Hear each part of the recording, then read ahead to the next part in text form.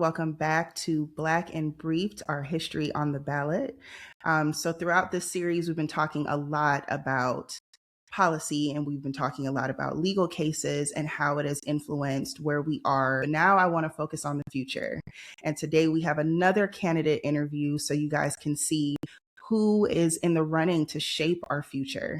Dr. Everton Blair Jr. is a lifelong resident of Georgia's 13th Congressional District, born and raised in Gwinnett County to Jamaican immigrants who built their lives on faith, hard work, and community. A product of local public schools and a former high school math teacher, Everton made history as the youngest and first Black member elected to the Gwinnett County School Board, later serving as chair, where he raised teacher pay, expanded student support, and led through the pandemic. And I want to emphasize again that he was the youngest and first Black member elected. It is 2026, and we are still talking about making history today. Before serving locally, he worked on President Obama's White House initiative on educational excellence and earned degrees from Harvard and Stanford, so he knows what he's talking about. Now he's running for Congress to bring that same conviction, intellect, and compassion to Washington, lowering costs, modernizing infrastructure, and restoring trust through accessible, results-driven leadership. This is a race with multiple candidates competing and significant attention on Georgia's political future. So today's conversation is going to focus on policy, federal priorities, and what representation means for families across the district and Georgia in general. As always, this discussion is educational in nature. It is not an endorsement of any candidate or party. The goal is to keep you as an audience civically engaged and informed. So Everton, thank you for joining me today. Really, the goal is to give candidates like yourself a platform to be seen as a holistic person and not just a political figurehead, especially in today's climate where you may run with a party affiliation, but not necessarily agree with the direction that the party is going. I think that that's really important.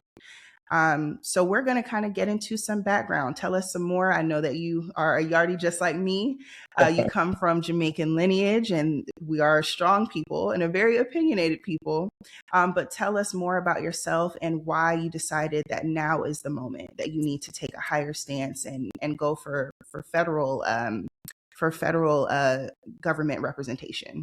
Yes, absolutely. Well, thank you for the opportunity just to share space with you and share a little bit about what's been going on. I really appreciate it. And as you mentioned, I'm just a local guy and I have been in this community and watched it grow and change since the early 90s. And so a lot of the reason why I'm running is because I've always been doing things in public service in this community. And even when I came back after Harvard to teach high school math, it became very clear to me that the things that needed to change weren't going to be enacted just by me as one adult in one classroom. And I was really frustrated with my experience, trying my hardest to get my students everything that they needed and just running short, right? Just constantly running up against barriers. And this is 12th grade math, right? So they're coming to me at the last leg of the relay, oftentimes with many gaps that should have been addressed 5-10 years earlier. And so I kept asking the question is like, what policies were in place that allowed for this to be this way?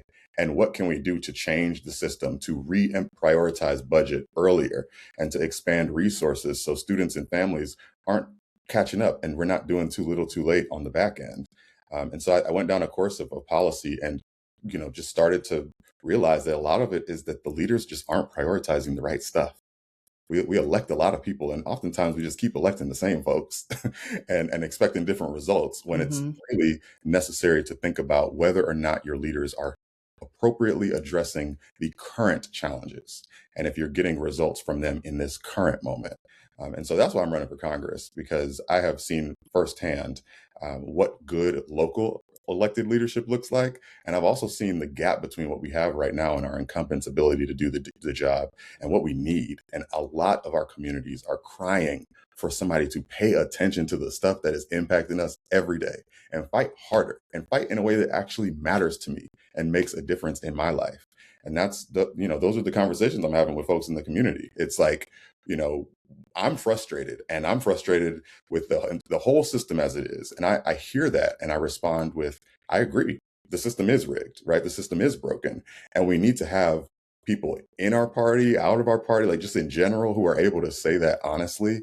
And I just think we need a new bench of fighters. We're not going to get further by rehearsing the same song and expecting different results, and having the same leaders who frankly have gotten us into this mess, right? Those are not going to be the folks to get us out of it. So I'm excited, because I think this moment does allow for us to have the hard conversation about where we go from here, and what kind of leadership we want to bring us into the next generation, and to really bring us opportunities that we can, count on for the next set of years. And that we don't even know what the economy of the future is going to necessarily be, but we know we got to have people who are willing and ready to advance our priorities and deliver for our communities. Absolutely. Let's start with something that is very basic and maybe a little silly, but for the person who this might be their first time voting, this is the first time they're really even paying attention to midterm elections. What parts of Atlanta Metro make up Georgia's 13th congressional district? Because as a transplant myself, one of the first things I noticed when I moved here is that the county lines are very strange. They don't make sense. The fact that Fulton County stretches as far as Alpharetta and then as far south as almost Palmetto is crazy. So on a very basic level, who would be your constituents in Metro Atlanta? What cities and what counties does the 13th congressional district make up? Yeah, and just to validate you, you are not wrong to be confused, because it is very confusing, period, right? And they also go through gerrymandering and redistricting in pernicious ways that it is also meant to further divide and confuse us. And so one of the realities, I want to touch on a couple of things with your question. One is that because redistricting has forced state legislatures to carve up these maps differently, many of the states now are like safe red or safe blue, right?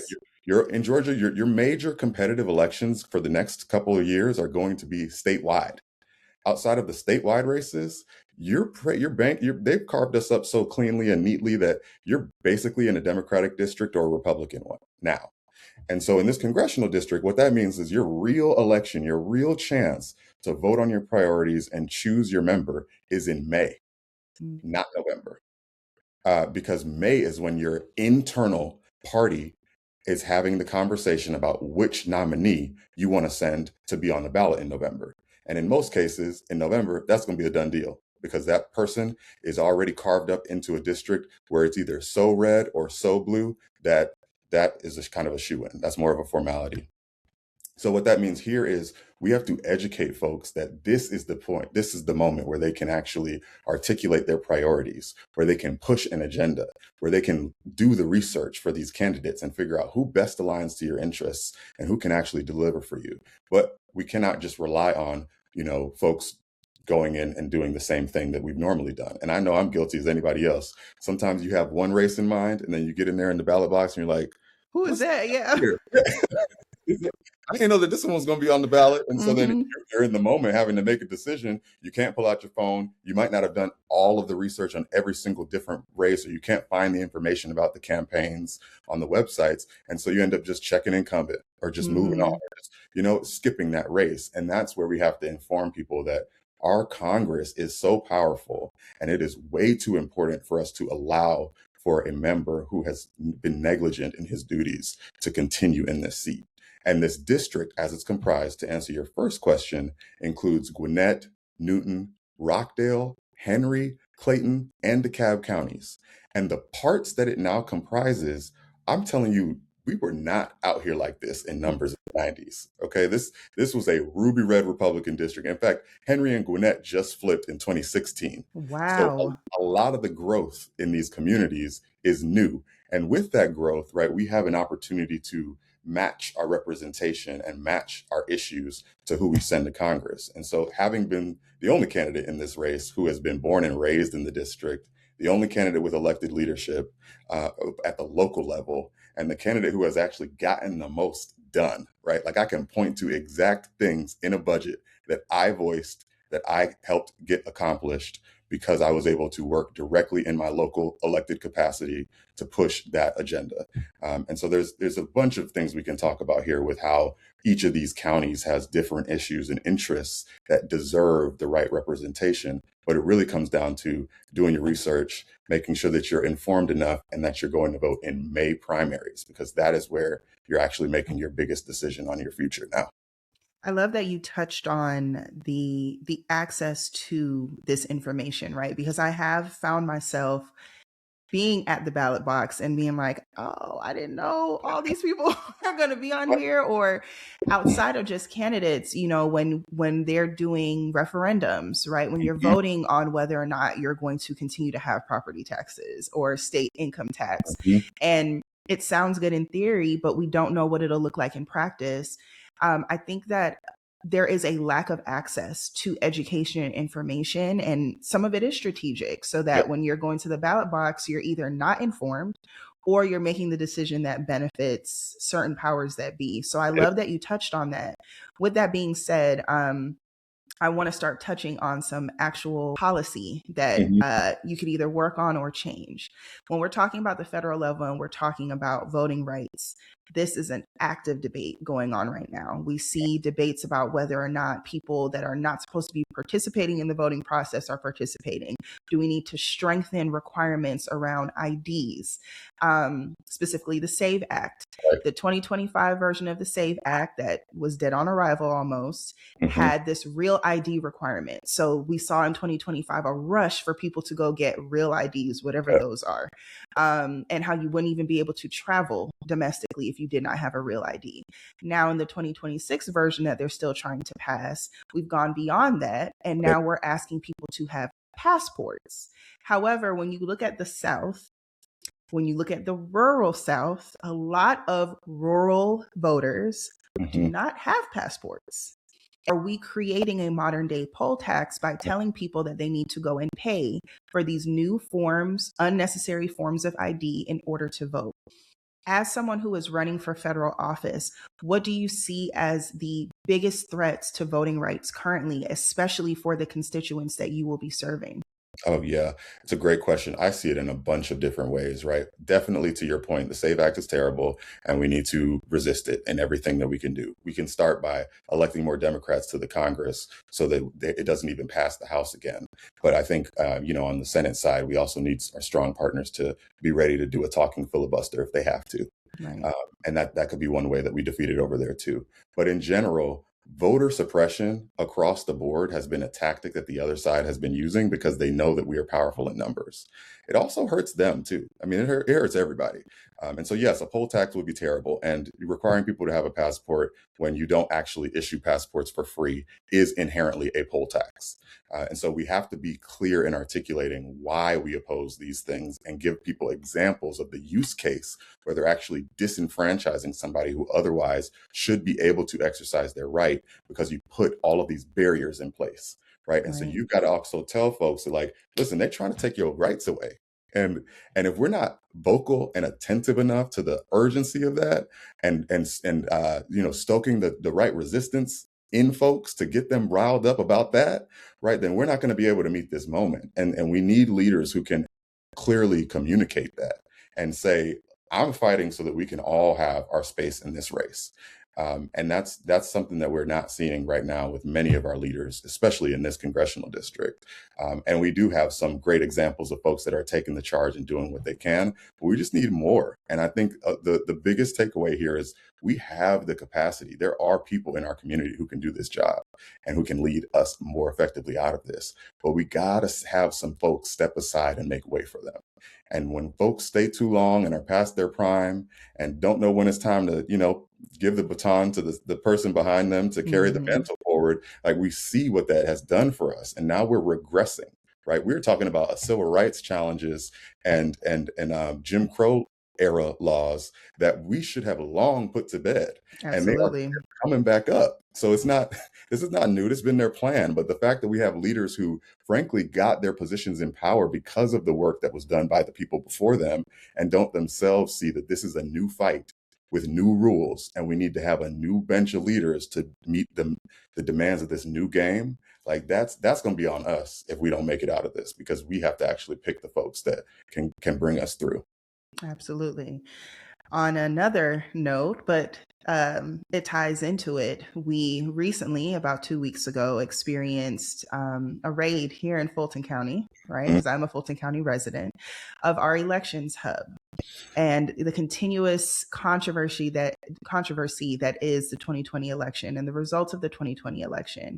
There was a warrant that was issued but was sealed essentially and initially, and now that it's unsealed, there are arguments around whether or not the federal government really even had the legal ability to take said ballots, and Mhm. what that means as we go into the midterms and we gear up in another couple of years for another presidential election. Yep.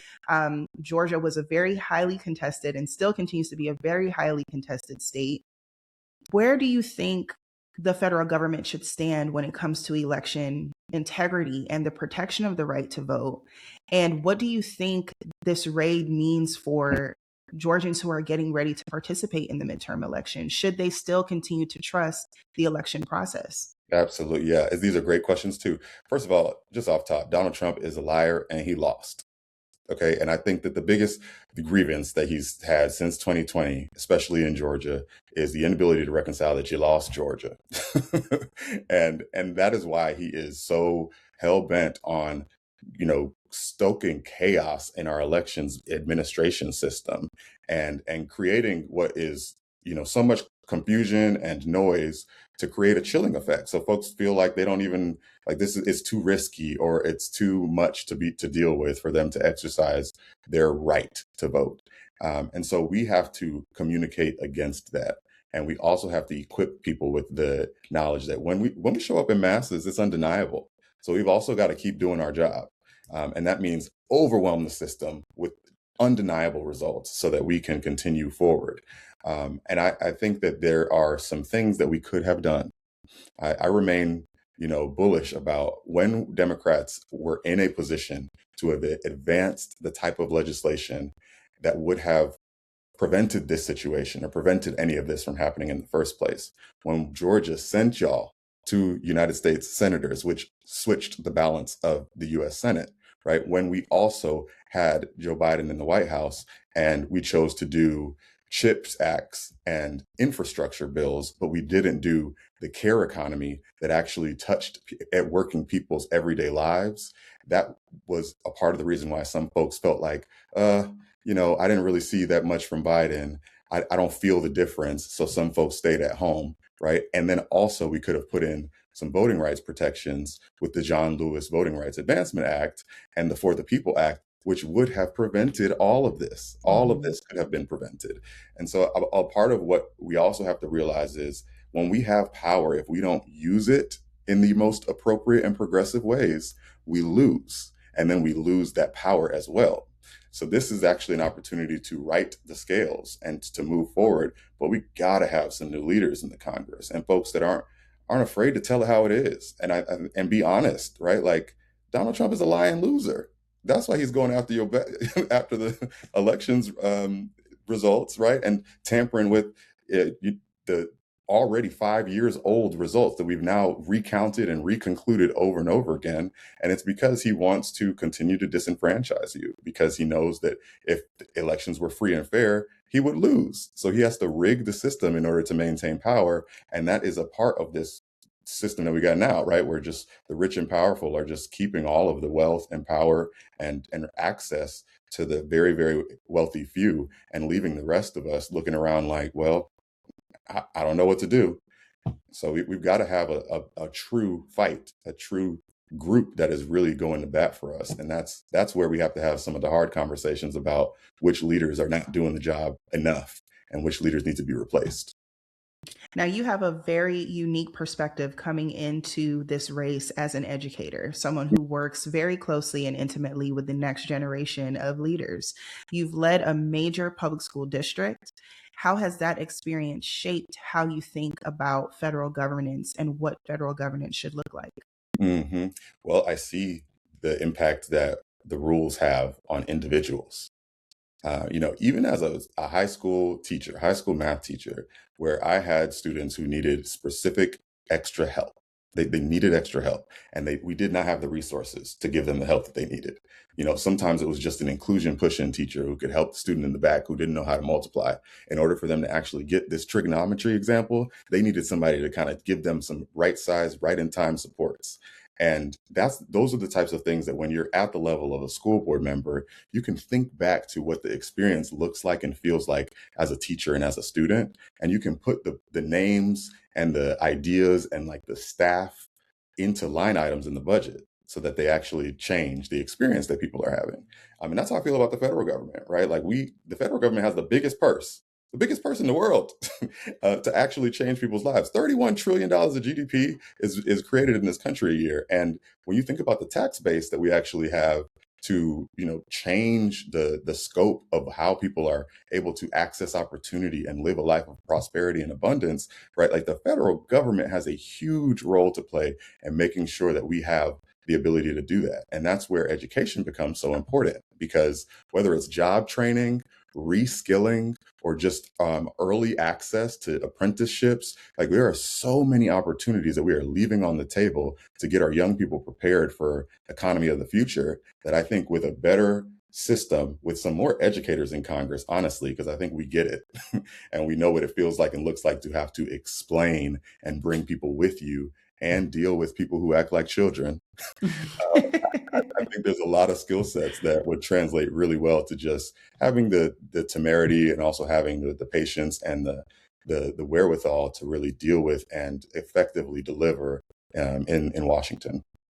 Now, in the last few years, we have had some debates and differing opinions on the value of diversity and the value of diversity in all sectors. Gwinnett County is one of the most diverse counties in Georgia. How does that demographic reality inform the approach that you take to representation of both the district and also the state itself? Yeah, I mean, Gwinnett I watched Gwinnett grow. We were the first Black family actually to diversify our subdivision Wow. in the 90s. And I The remember 90s. My yeah, God. not that long ago. But I remember what it was like being the only Black kid in the gifted program, for them graduating from that same high school pattern, and it being a majority Black high school by the time I graduated. And so, by the time I went to Shiloh Elementary, middle, and high, and I saw Gwinnett boom right before my eyes. I saw us building new schools every year, right? That explosive growth is a part of what actually showed me what was possible, and how with change we actually need to pay attention to different things, right? Like we need to embrace different things. We have to serve people as they come and as they are, and so that requires not a one size fits all approach. It requires also lifting up and accessing communities in different ways.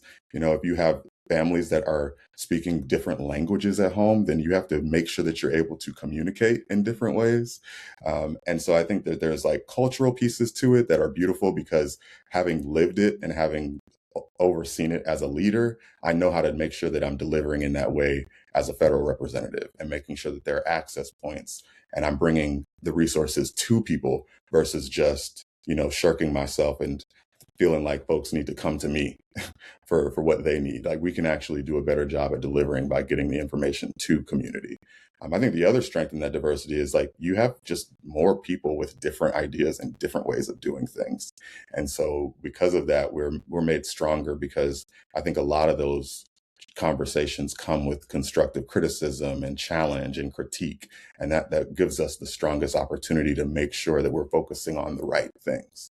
And so, I led in a very diverse environment that was not without controversy. And when I was the first, you mentioned being the first African American and youngest ever elected, I was also the lone Democrat, oftentimes talking about anything on the board and talking about anything with a contemporary lens. And so I'm used to having to stand up even by myself and go at bat for a community, and then also building the power necessary to bring enough people along to get good work done together. And so I've led a bipartisan board. I was the unanimously elected board chair of the county, where Democrats and Republicans voted for me.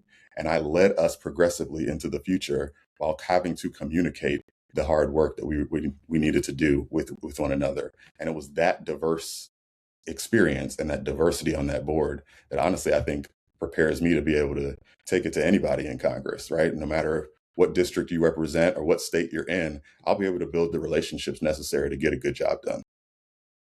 Now, this next question is going to be a little controversial, but this is why we're doing this, because the people need to know. And I'm about to be slaughtered by the native ATLians when I say this. Uh-oh. As a transplant coming from Florida into what we have always called the Black Mecca of the South, Atlanta, right? I am honestly taken aback and shocked at some of the progress that I feel like Atlanta could have, especially just Metro Atlanta in general, but does not, even though Atlanta is traditionally a Democratic stronghold. Yep. The surprise and shock that I have in seeing state and local government mismanage funds at times, not listen to constituents. I mean, if you live in Atlanta, MARTA is constantly a talking point. Why do we not have expanded public transportation? Yep. And this particular election, Democrats are going to have a spread. There are 11 candidates currently for this seat, including the incumbent. So you are running against someone who would be considered a colleague within the party, right? What sets you apart from the 10 other people running, including the incumbent? And what distinguishes your candidacy beyond also fundraising strength? Because from what I see, you have some pretty strong backing financially, even against the incumbent candidate. So what sets you apart in the lay of the land? Well, we're definitely fortunate to have been able to really crank out some compelling narrative and support across the district and community. And I think it's because people know me as a local guy, right? Like I'm homegrown, and I came back home after having immense opportunities elsewhere. And I've always wanted to reinvest in the place that invested in me. And that is the biggest thing that sets me apart. I'm also the educator in this race, right? So I'm the one that kind of gets how important it is to invest in the next generation and knows that all of our ability to be well taken care of and to be prosperous depends on the opportunities that we provide to our young people, right? That's the long-term game here. I'm also the youngest candidate in this race. And with that youth, I think comes strength. I can stand the test of time. and most people go to Congress and they don't get much done in their first year. So you want to be realistic about electing folks that can stay there for a good little while, not overstay, but still be in their prime and their ability to relate to the common challenges that working families are experiencing and to deliver for a new and ever-changing world where, communities are going to be dealing with different things in 5 years than they are today. And I think artificial intelligence and robots and all of the things that we're experiencing right now, right? Like that, those are things that I have a crystal clear mind around, and I would be able to proactively and innovatively deliver on those things because I'm living it and I'm quick enough to adapt as things are changing around us. And I think, just having the perspective of being bold and brave enough and having led at the local level, those are all things that nobody in this race can touch. And we've got some other folks in the race that have been in the legislature for a long time. And what do we really have to speak on or show for it? They give good speeches, they do some proclamations, but we need people who have had the experience of actually delivering. And that's the biggest thing that sets me apart is I can point to a budget and say, yeah, I did that. I hired the first Black superintendent in Gwinnett County's history, right? Like I actually enacted the largest budget in the history of Gwinnett County schools at the time. I increased the supports for reading intervention, for hotspots, for food and meals during COVID so that our families could be healthy and also still have access to a quality education. And I also helped lead our county through its transition of a new leadership and a new board structure. And so many people looked at us and thought like, oh my God, everything's going to go to ruin. This young Black man can't do it. And what we were effective and successful because we worked with the community and proved that we can lead too if you just give us the space and you work with us. And those are the type of skills that nobody else in this race really has. Now, I want to touch on your point of being young and being in these positions, or sometimes pushed out of leadership because you're seen as too young. Specifically, I know a lot of the feedback that I've seen and feedback that I've given as a voter as well, and a voter who primarily leans towards the Democratic Party. There are a lot of old people in power on both sides. True. And sometimes it feels as though people are doing things because it is a part of that checklist. Like, well, I did this. Like you said, there are people who serve in the legislature. So this is like the next Yeah. quote unquote natural thing to do, but not necessarily because they have the passion or the drive to make change. Mm-hmm. And one thing that I have learned is running for a federal office and being in an elected position comes with a lot of job security. Mm-hmm. And there's not much job security in going to Washington and actually getting legislation passed, Mm-hmm. because then you might make some people upset and they might not vote for you again, right? Yeah. But then we see things like the last government shutdown that lasted 40 days, Mm-hmm. where people were going without pay and still required to show up to work. We had TSA workers who were working in the midst of the holidays without being paid. But we had people on Capitol Hill who were on paid vacation, essentially, and nothing was getting done. How important is it, especially as our electorate gets younger and younger, to have people who are younger and fresher and maybe didn't come from traditional political backgrounds, but people who have the lived experience? How important is it for the lay of our political landscape to look younger? Yeah, I am the first in my family to be elected to any office. So there's definitely a lot of new experience that I bring just by being who I am. And if elected to this congressional seat, I'll be the youngest in our delegation. I'll be the first millennial to represent Georgia. I'll be the first LGBTQ person to represent Georgia. There's a lot of ways that I know my candidacy brings a lot of new dimension and identity to the role and the work. But I think most importantly, we do well when we bring young fighters in, right? The last power and hope and real like vitality, the last sweeping change election that we really still look to is 2008 Barack Obama. Mm-hmm. And if you think about, the dynamics of that moment, it was a fresh face with new ideas and he was young. Barack Obama, even 20 years later, right, like today, is still younger than Joe Biden and Donald Trump were when they were elected. And so there's a huge difference in the type of moment that brings hope, optimism, and a coalition that's actually, a winning coalition. And I think we do well when we invite that dynamic into our electorate. And it requires somebody who's just bold enough to say, I'm not going to wait my turn. Right. There are people who looked at Hillary Clinton and assumed that she had it in the bag in 2008. So I think some of it is we have to reinterrogate the normative views about like who should just be next in line and who should be, the assumed heir apparents and check that. Right. And figure out like, one, has that been serving us? No. Mm-hmm. So let's do something different because what we're doing traditionally is literally not working. And in the absence of doing anything different, billionaires are just going to take up all the wealth and opportunity in this country and leave us fighting for scraps. David Scott was younger than I am now when he first got elected in 1974. So it's also not a new phenomenon. We actually know what it feels like to bring somebody in at the right time and allow them the opportunity to advance in their career. And so, having represented over 1 million people in the largest school system in the state, I actually think that now is the perfect opportunity for us to take that and translate it to leadership at the federal level. And that youth comes with connection to making sure that young people see themselves in electoral politics.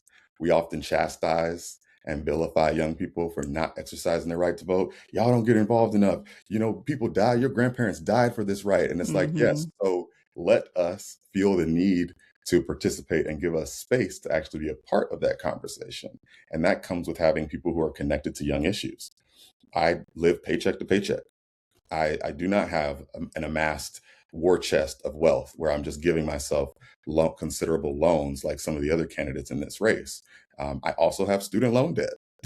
So, there's a lot of lived reality that I'm seeing when I get my paycheck and I'm having to make the same sorts of decisions that other people are, right? Like that's what's informing me about how to actually take that to Congress and make sure that the things that I'm fighting for actually matter for working families. So now I want to touch on a subject that seemed to be the number one priority coming out of the 2024 election and framed some of the results of that election: the cost of living Mm-hmm. and the state of the economy currently. But I want to first start off specific, and then I want to go a little bit more general. Let's talk about Metro Atlanta. Metro Atlanta has seen rapid development. There are homes being built every single day. It almost seems as if they hate to see a tree. Wherever there is a tree, they're going to cut it down and build a home. But at the same time, there are rising housing costs where rent and mortgage they're almost neck and neck at this point. What federal tools could be used and should be used to stabilize affordability in Metro Atlanta? Yeah, from the housing perspective, the federal government needs to incentivize developers to build more single family homes that are actually available for purchase by single families. Right. And I think one of the biggest issues is we've allowed corporate landlords to go rogue in buying up all of what should be owned homes by people. And now they are rental properties, permanent class of renters that cannot get ahead and cannot establish what we know to be the biggest tool for wealth creation and intergenerational wealth and access to the middle class, which is the ability to own a home and to build equity in that land asset. And so I think we need a member of Congress who is going to be very clear on how they're going to fight the rogue corporate landlords who have bought up all of these homes and create so many tax penalties that it's not even profitable for them to do it anymore. And then, so you got to use a combination of carrots and sticks. You got to incentivize development that is actually going to create enough housing supply. We're short 3 million housing units right now in the country. And so we actually need to just build more houses. But that's not going to be the federal government's job to do alone, but they have the purse to incentivize it. And so that's where the resource allocation comes in. It's creating the infrastructure to actually make that happen. And then when you think about the other kind of issues around the cost of living, I've seen this. We've litigated 2024 ad nauseum, but I think the biggest reason why Donald Trump was successful in scamming people into thinking that he was actually going to be a good president, and then now they have so much buyer's remorse because he's terrible, as we learned and knew before, was because he's rich.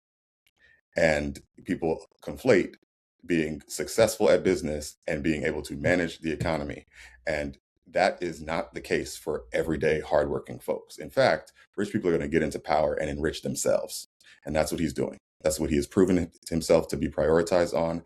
That is why the big corporations and big tech are now on his side. And that is why we also need a new generation of working fighters who are not going to be beholden to those corporations and the status quo. But too many members of Congress, Republicans and Democrats, are beholden to the corporate status quo. And I've never taken a dime of corporate PAC money.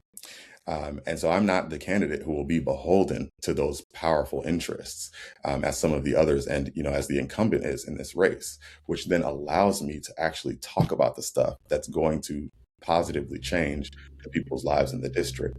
But people have to know that. And I think, one of the many tactics to keeping things the way that they are is folks don't know it. And so then the people that get elected are the ones that benefit from the system as it currently is designed, and they are not incentivized to educate folks on that they should know how to change it. And so then we get left behind as a result of that. And so I think the biggest thing we can do to tackle some of our affordability crisis is in electing leaders who will actually be unbeholden, untethered to special corporate interests and can actually do the work of making sure that we increase minimum wage and create jobs that people can actually afford to live with. As of right now, one of the biggest debates, especially within Metro Atlanta and your constituents, is the building of data centers. Now, these large corporations are continuing to receive incentives while working class families are struggling. How do you think Congress needs to recalibrate economic priorities to ensure that working class families are not left behind? Yeah, we have got to regulate and tax the data centers. And we've got to make sure that there is a process that ensures that people who are going to be in the community alongside any data center that's built have a say in how and where and when. And that's work that needs to be done at the local level. That's partnering with folks in our communities on the ground. And then that's also making people aware of some of the development deals that are often hidden, right? They often don't even really get released until the ground is already being broken. and they're doing a lot of these, behind closed doors. And so we actually have to have members that are willing to take up the issue and talk about it, and then put forth a policy proposal, like you mentioned, where we're actually shifting the money so that they're actually responsible for the bill. We're not paying it, they are. And they're incentivizing, they're putting more resources in our community with community buyback and sharing agreements that allow for us to have small businesses and another kind of economic engine where all of the profits that are being made from those servers and from the experience of artificial intelligence accelerating a lot of the need for data centers actually comes back into the pockets of the working families that are in the community where they are located. So a lot of that work just requires vision, and it just requires willpower to say and do that thing. And, we've seen a lot of them pop up all over the metro Atlanta area. There's one being built right now in Rockdale County, and it is on like 80 acres of land. It's huge. And there are very few regulations in place. There's actually tax incentives, to your point, to keep them afloat. And we are going to get the impact of the increased electricity bills. And that's going to be, my electricity bill is already the highest it's ever been right now. And so we're seeing it already. And that's why I think we need people who are focused on making our economic conditions easier, not harder. And that comes by, being on the side of working families and not the side of the powerful big businesses.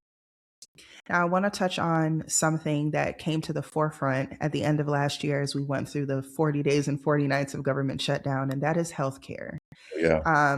Georgia was going to be one of the most affected states by the lapse in these ACA subsidies. And in my personal opinion, I feel like the Democrats failed to meet the moment of that very critical time. There was a lot of public support for the government shutdown. They did not want Democrats to yield because the ACA subsidies are so important for so many working class families.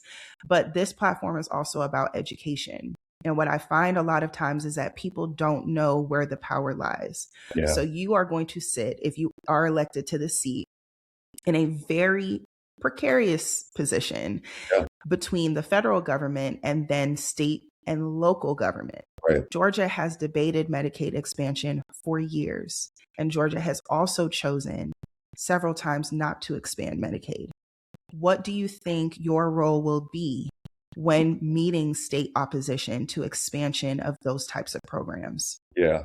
So the Affordable Care Act in 2009 did a tremendous job in advancing healthcare and moving the ball forward. We need to go further. I'm the candidate in this race that is not afraid to say that we need Medicare for all. I've not heard anybody else say that. I'm the candidate in this race that supports a single payer option because as the richest country in the world, in the history of the world, why do we not have universal health care? Right? So many of the other countries that we give billions of dollars to in aid have universal health care. And so if our allies can do it, we can do it too. And I think on the other end, right, like in the interim, if a state like Georgia is not going to expand Medicaid, we know what that means when the ACA subsidies get rolled back and go away. And that means that the people, the most marginalized among us, the people who would benefit the most from preventative care are going to wait long and they're going to go to the hospital when it's an emergency, not when it could have been preventative. And then they're also going to have more hospitals close, which means that they're going to get less effective and less accessible care, and they're going to have to drive further for it and wait longer for it. And that is all bad, right? It is a vicious cycle that we can address with the right incentives. If Georgia refuses to expand Medicaid, the federal government can just do it anyway. Right. So there should be another version of the Affordable Care Act that goes even further and just puts the money into the states and doesn't require this kind of voluntary ping pong of opting in. And then, eventually we need to get to the place of single payer. And I think that's the big vision. The big goal is to do it there. I want to touch on what you said, too, though, about the government shutdown, which is that, Trump's ugly bill that created the rollback of those ACA subsidies only passed by one vote. And 3 members of Congress were not able to vote, all Democrats, because they died in office that spring. So another layer of this is that if we keep electing folks who are no longer able to survive the longevity of their term, and create vacancies in the Congress, this now just becomes a basic math problem. Do you have the numbers of people to vote for your communities? And it is on us now to make sure that we as a party are electing people that are most likely to survive the full term and to deliver votes for our communities. And so if that is not the case, if you have any reservation or any doubt in the health or in the vitality of your incumbent, that is the time to interrogate who else can succeed in moving the ball forward. And had we just been alive, had all Democrats just been alive, we wouldn't even be in this situation talking about it. And we wouldn't have even had to have a shutdown because we would have had the ACA subsidies. So a lot of this, right? It's like the ripple, the butterfly effect of one thing that leads to another, that leads to another. And then we're all in a panic because nobody saw it coming. But we got to be thinking ahead. And I think that's where we're losing right now. The strategy that we're employing is very last minute, very reactionary. Oh, what are we doing? We only have 107 days to the election. We got to have a nominee now. What scrambling? It's like, y'all knew Joe Biden was old. What are we talking about? So some of it is just we got to have better foresight as Democrats, and we have to be thinking ahead and not, just throwing our hands up and scrambling when Ruth Bader Ginsburg passes away, and now we got Amy Coney Barrett. When you knew you were old, and I think that there's some of it that we have to have the real conversation about when it is time to continue versus when it is time to move on, so we can celebrate legacy in the most effective and impactful way, and we can keep moving. This administration, specifically Donald Trump, was scored very high on his immigration policy and what he wanted to do, and closing the border and not having open borders and making sure that American jobs stay in America. Mm-hmm. However, what we are now seeing is a mass militarization of, I hate calling them law enforcement because they're not, but mass militarization of law enforcement through the use of ICE, Immigration and Custom Enforcement. And here in Georgia, it has finally found its way with a rumored hub in the College Park area, and then a detention center that the state seems to be approving to be built in Social Circle. We have also seen increased immigration enforcement action, specifically and unfortunately in Gwinnett County. Mm-hmm. What balance should exist between border policy and due process protection, not only for those who may even be here kind of under the radar, but also for American citizens?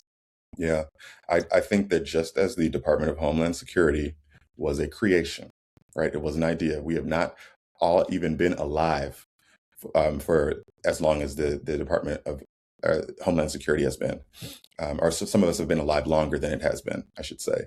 And I think with that reality, we can reimagine it. And I believe that ICE has gone too far and is beyond repair and must be dismantled. And I think that when we think about immigration, right, we cannot conflate immigration with criminal justice. And I think a part of the problem, and a part of Donald Trump's xenophobia, right, has been to stoke what is a white anxiety around the browning of this country and the diversification of this country, and is tapping into that economic anxiety that people are feeling, which is a real economic pain, and pointing the finger at immigrants. And it's all a farce, right? Like, immigrants commit crimes at a lower rate than American citizens do. Immigrants oftentimes are doing some of the hardest jobs that are impossible to find people to do. And so we've conflated so many issues on the basis of xenophobia and racism. And I think it's important to go back to just telling that story about how we are all here, right? Like, this is a country of migrants and people who were forced to come here, right? And people who were taken from their land here. So there cannot be this like self-righteous assumption that there are some people who are just better inherently than others, and that we should be targeting or terrorizing certain communities on the basis of their skin color. So that's the first piece. I think just like immigration used to be under the Department of Justice, it can go back to that purpose, and it needs to have the reform to actually make the system work, right? And I believe in Border Patrol. Let's be clear. I believe that we do need a strong border, but I think for the people who are already here, for our hardworking families, and we cannot be splitting them up. And for people that honestly don't know another home, this doesn't make any sense anyway, because we are spending more money and more resources detaining them, taking them out of the workforce, removing them from their families where they were providing a means and a way for many children and other folks in their communities. They were often contributing members of society, right? Like we are just ruining our economic support structure too by targeting folks that most of whom are not doing anything wrong. Now, the select few who are criminals, like we need to definitely take care of that. And that is just like we take care of all crime, right? Like we don't need to use the lens of immigration to do so. But when we find those folks, yes, they should be deported. But in general, I think we've gone way too far and we've taken this ridiculously caustic approach that has targeted Black and Brown communities across the country. And honestly, it's not made us any safer and it's not cheaper. It's not even cheaper than just letting things be the way that they were, because we seem to have billions and billions of dollars to literally just have people in concentration camps, but we don't have money to put food on the table for hardworking families or to provide people with healthcare in the richest country in the world.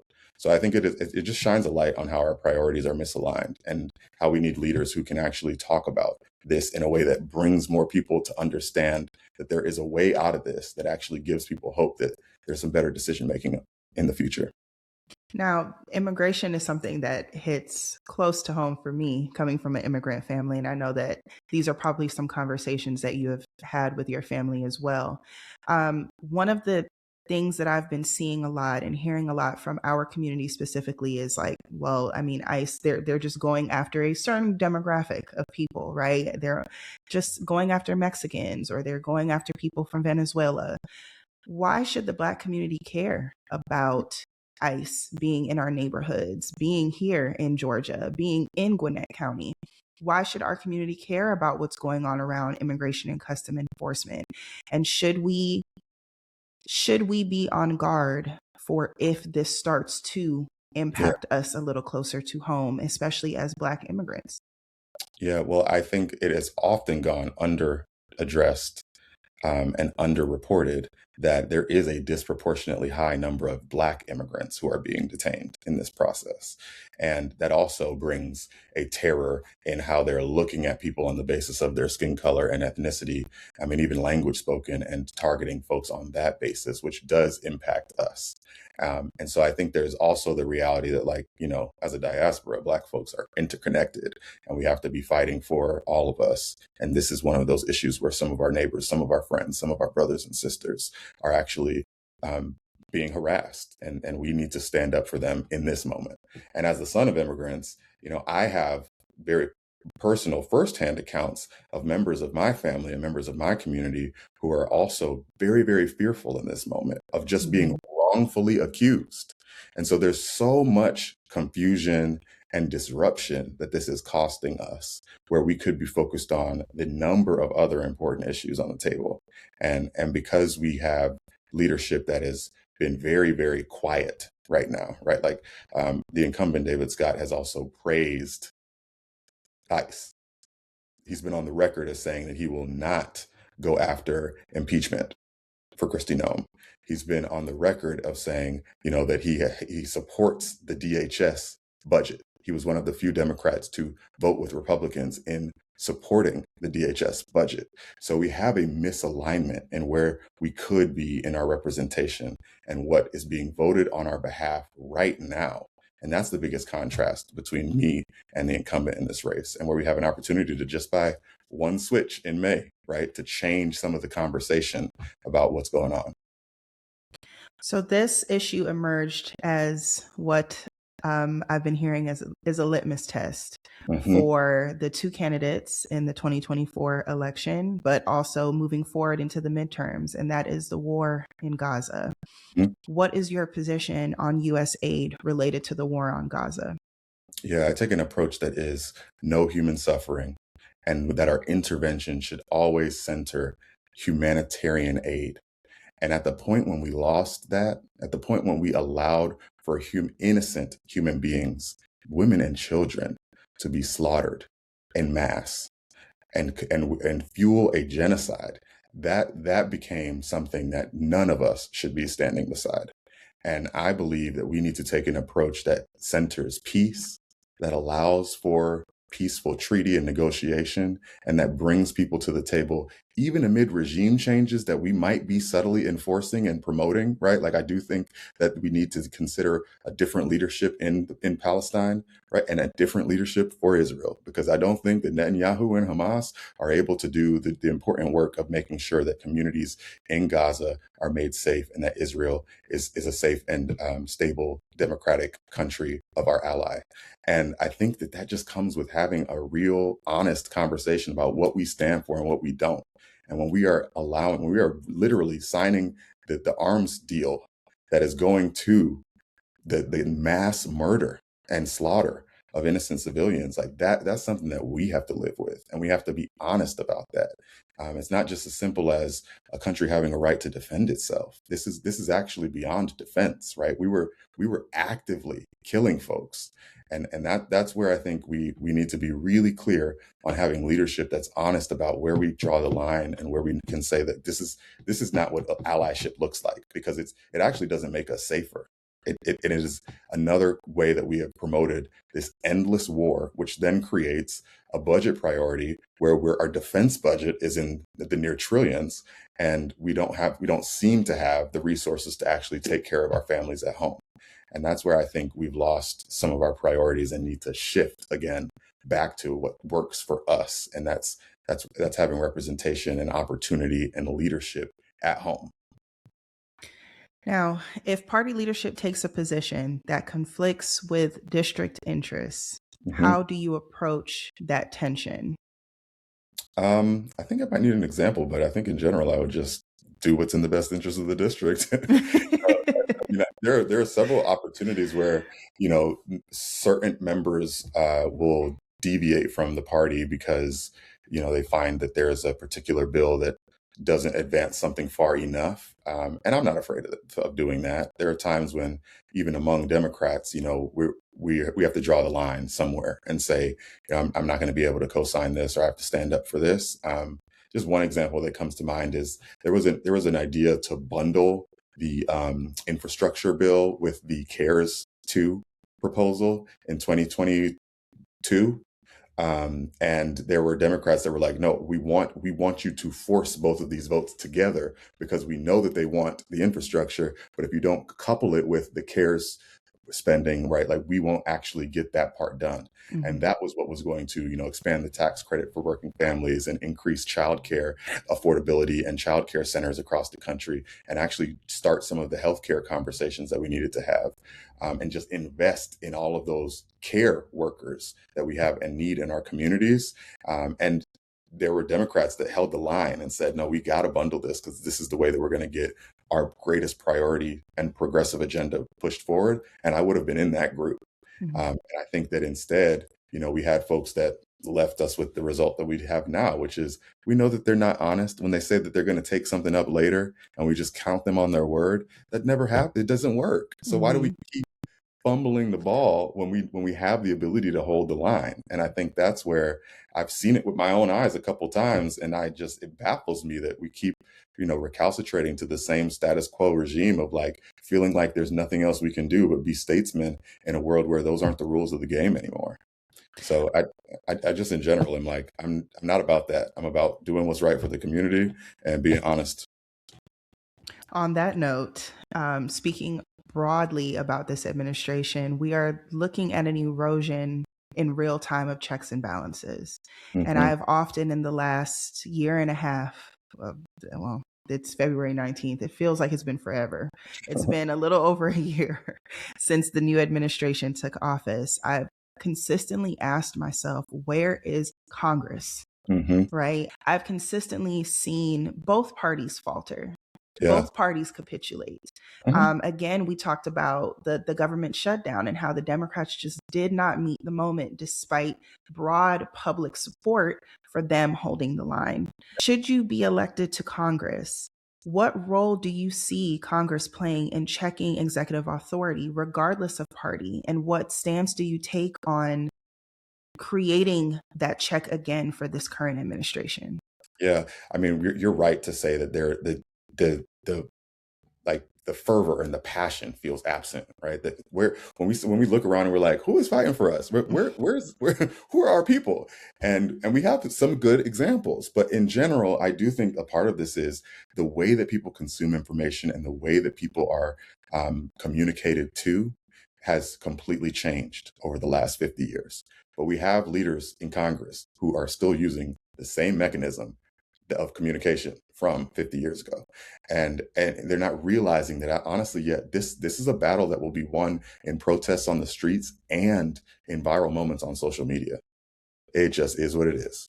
Many people are consuming their political news on influencer pages and platforms on social media. And then they're also on blogs, and they're seeing things on clips, and they're engaging with politics in a very different way. So you got to bring the stories to them. I do interviews like this, right? Like, I'm not afraid to go on radio. I'm not afraid to do some in-persons, but I'm also engaging and innovative enough to bring the message to people. We've not heard a word from our member of Congress. He refuses to even communicate to the AJC when directly asked for comment.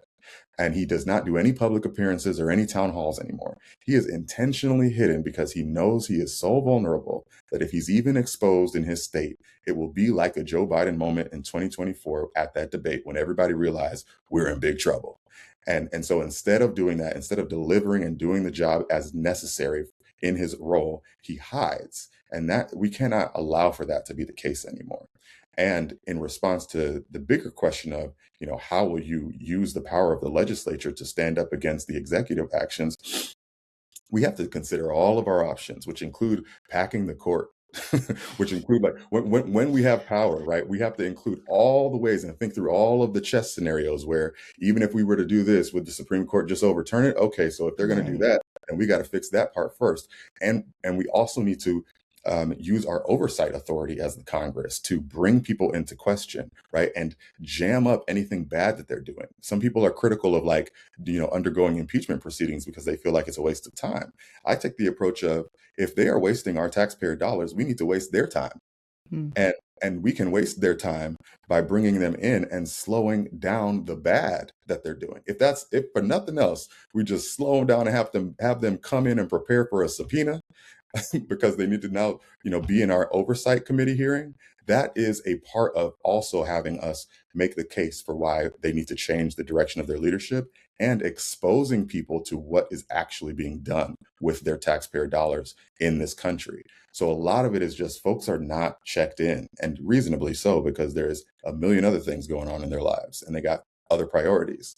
But we have to be then even more brave and even more direct in reaching them and bringing the message to them, and also figuring out ways to just keep them engaged. And I think that comes with creativity, that comes with the willingness to adapt to new platforms and media, that comes with, like, as things change, we need to change. And unfortunately, like, we don't have that right now in our leadership. But I think with more members, new members, younger members, we'll eventually get there. Now, to the electorate that feel disassociated, disengaged, those that are overwhelmed by the constant bombardment of bad news on a very regular basis, those that feel like my vote doesn't matter anyways, those that traditionally don't come out and participate in a midterm election, what do you say to those voters, um, to encourage them to get engaged, but then to also take a hard look at the candidates that are up for election and come out and vote for you? Yeah, I tell them I understand why politics as they are feel discouraging. And I'm seeing it from the inside, right? But if we give up all of our power. Mm. And so a part of the opportunity is to find the small moments, the few people. There is a candidate somewhere, and it might be a local person running for city council, right? But there is a candidate somewhere that will have a different experience on your life because they're in that seat. And there is somebody that is definitely worth your investment, worth your vote, worth your support, and frankly, your involvement. I'm sure they need volunteers. I'm sure that they need your perspective. And all of us are better off when we are all more engaged. And you honestly get more tapped in and find more hope and light in what's possible when you're able to see the role that you're playing and making something progress and move forward. And so like the little rush that you get when you actually pass something and it actually helps a student learn in school, like that's what I remember from being on a school board and feeling like I was making a difference. And so, even on those hard days, even in those discouraging moments where it feels like the system is broken beyond repair, it does require us to, at minimum, figure out who is doing what to fix it and how we can support people who can, get us to the place of actually fighting for change. So in 5 years' time, should you be elected to Congress, what does Georgia's 13th Congressional District look like under your leadership? Oh, we have a deeply connected community that has constituent services that aren't just like a once a year job fair, but it's like a constant, real time, just in time set of supports for job creation, for reskilling, for small business assistance, and for educational opportunities. I believe that your member of Congress, first and foremost, should be a constituent services representative. And a lot of the work that staff is so deeply committed to, you should be connected to yourself in your district. And then we're also advancing the conversation on healthcare for all. And we're advancing the conversation on reinvesting in our public education system. I'll be the first to say I worked at the Department of Education.